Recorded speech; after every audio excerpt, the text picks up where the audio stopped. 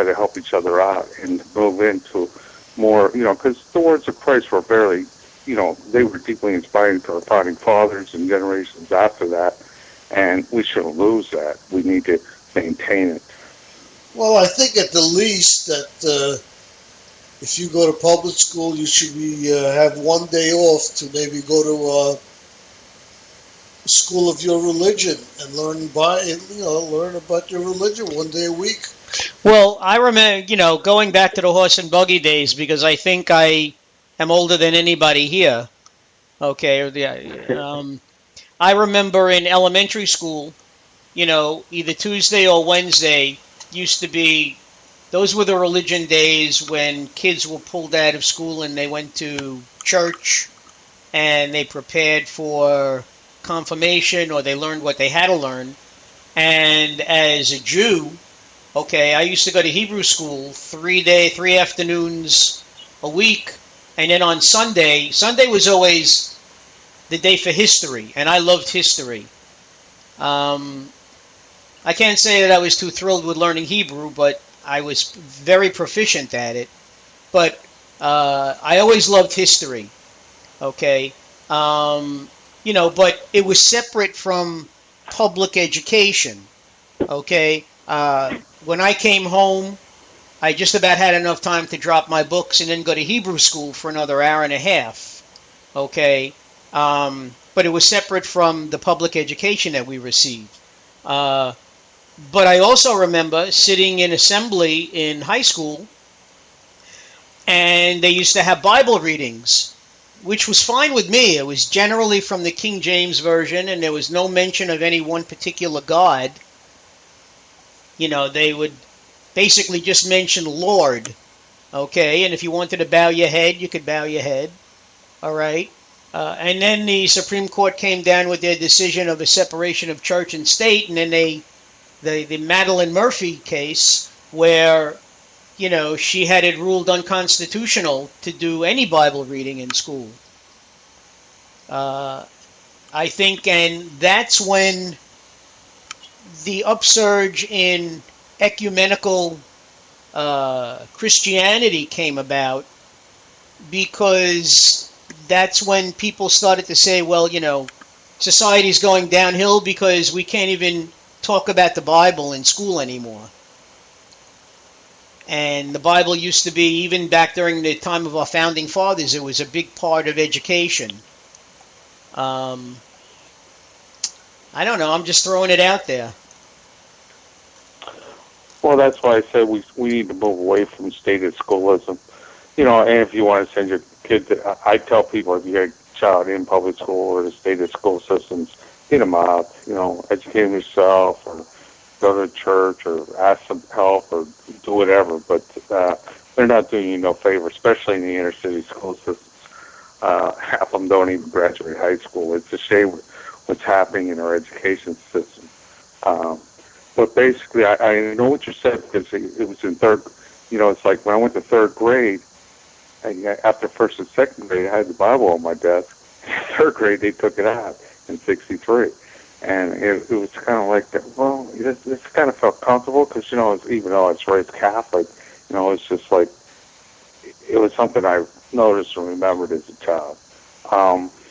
It is what it is, but I'm not a big fan of public education. I prefer free market education. And, it's like the Muslims, they send their children to Muslim school. And Christians should send their kids to Christian schools.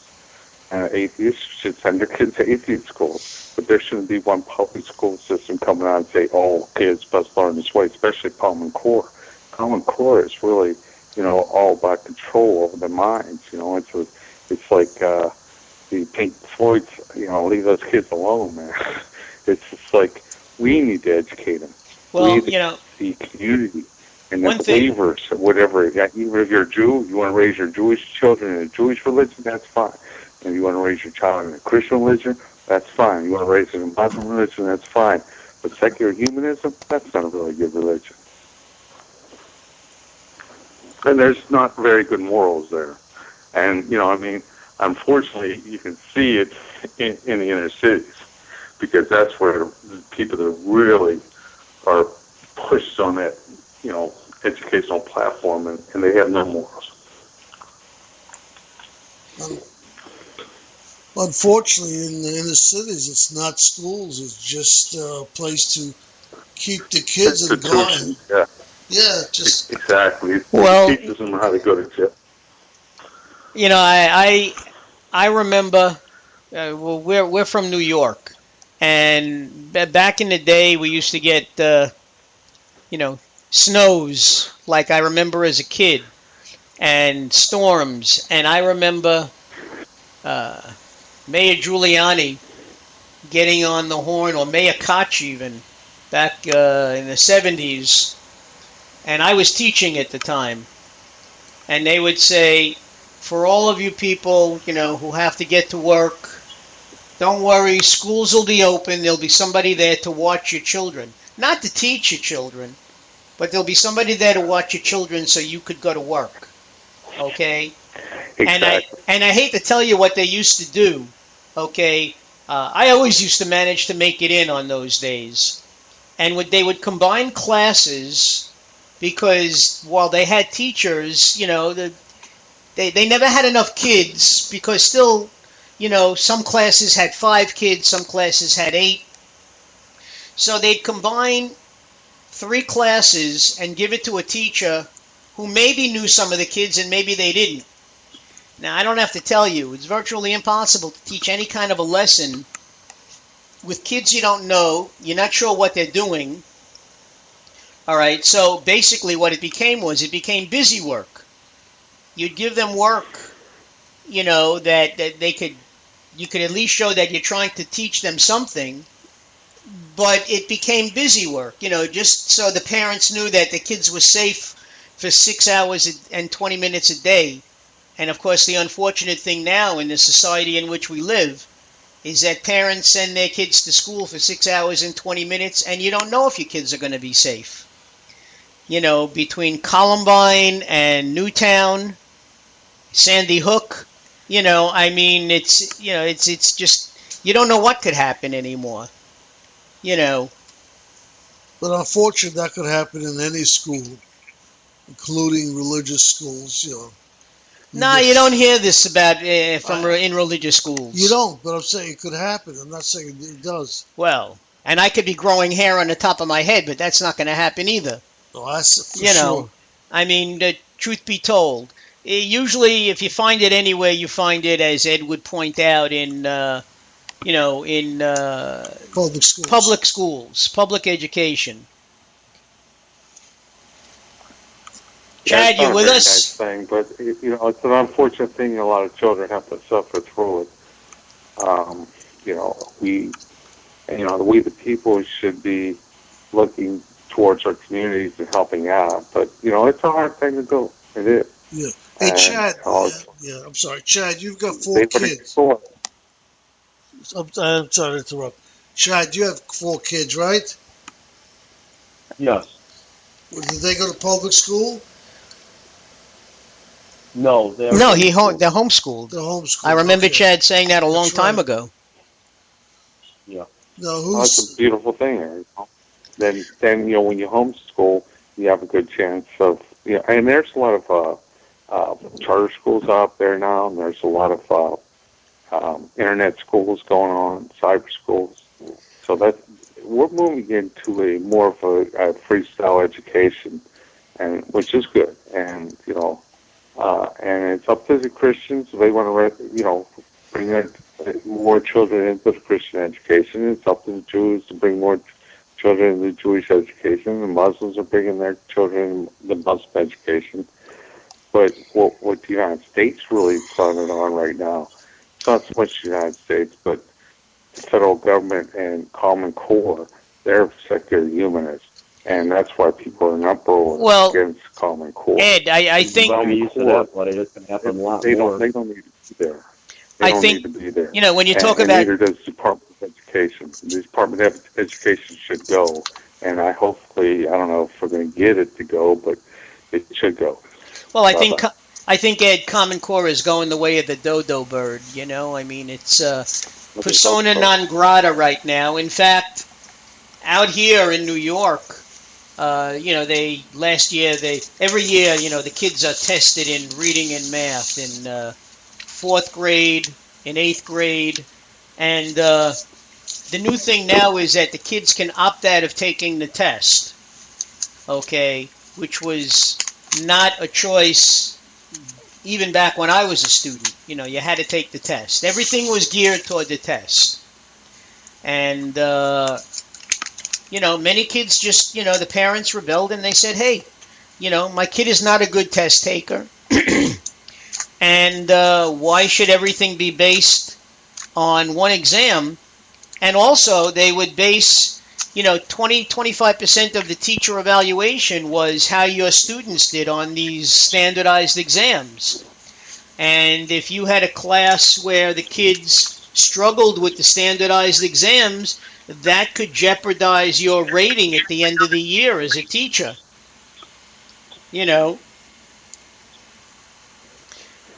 that's really not education. It's more, that's indoctrination, and we need to move away from that. But unfortunately, it's hard to fight the powers that be. They want to indoctrinate everybody, and we want to, and those who really want to have a good, wholesome education for their child and develop the whole child, they need to look for alternative means. The only thing I will say about the only negative that I could see as far as homeschooling is concerned is that the interaction of children in general, meeting children of many different kinds of backgrounds and socialization skills.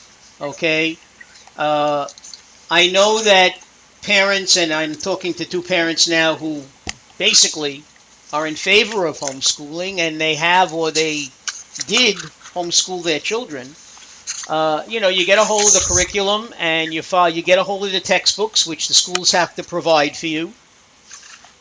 And, you structure your day, either husband or wife, mom or dad, depending upon who's home and when, upon what the kids should be learning, and let's face it, there's no BSing in homeschooling, I mean, the kid can't fake it.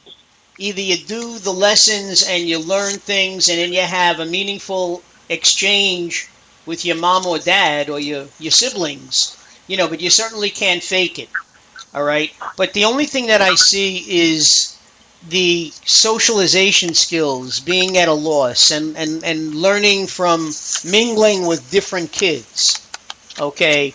That's the only thing that I might take issue with as far as homeschooling is concerned.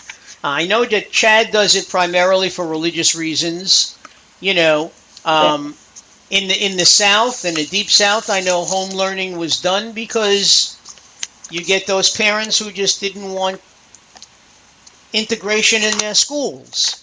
Okay, and for whatever reason, they wanted their kids kept separate. Okay. And they felt that if they homeschooled, and more states approved of homeschooling, okay, so it was their way out, But I mean, back when I was a kid, what? Well, it's one of the biggest growing movements in this country. I mean, I've watched it and helped it develop, and it's been going for the 70s and 80s. In fact, it was in the 80s when that's during the 70s, they were bringing truant officers and trying to drag kids back into schools and stuff. I remember those days. We were starting to get legislation to say, hey, the parents have the right to educate their children. Our founding fathers, most of them were educated at home school and stuff. Well, which is basically what this school. And they're not, it's gotten so big now, but there are socialization areas, and they work together through churches and different venues. And, it's a lot more sophisticated than you think it is. And there's sites on it. JBS is one of them. But there's tons of homeschooling support and effort out there. And, it's not that I say that that's the only way. There's Christian schools. There's a lot of other schools out there. There's Muslim schools, Jewish schools. And a lot of free markets that come in, and there's cyber schools now. a lot of children that don't want to socialize too much